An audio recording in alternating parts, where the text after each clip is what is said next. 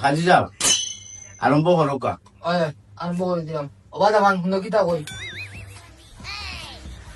উত্তরপাড়ার হুসাইন আহমদের ছেলে জনাব এখলাস আলী উর্ফে জাহেদ আহমদ, পূর্বগাঁওর হেকমত আলীর মেয়ে মার্জিয়া বেগমকে দ্রব্যমূল্য ঊর্ধ্বগতির দাম বাড়ার জন্য 210 টাকা নগদ, 10 টাকা এবং বাকিতে 200 টাকা কিস্তিতে পরিশোধ করিবেন বলে এই মর্মে উনি মার্জিয়া বেগমকে বিবাহ বন্ধনে আবদ্ধ হতে যাচ্ছেন।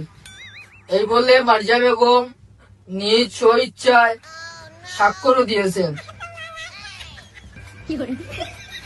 ও মাই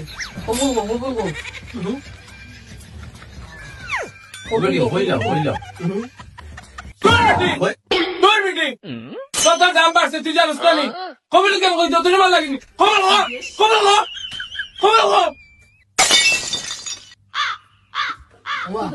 তুই যদি মনে করুন না বুঝছেন না, আমি আইলাম আর এটা বলে আড়িয়ে না। হ্যাঁ আমার খাদি হয়েছে আর কিছু কি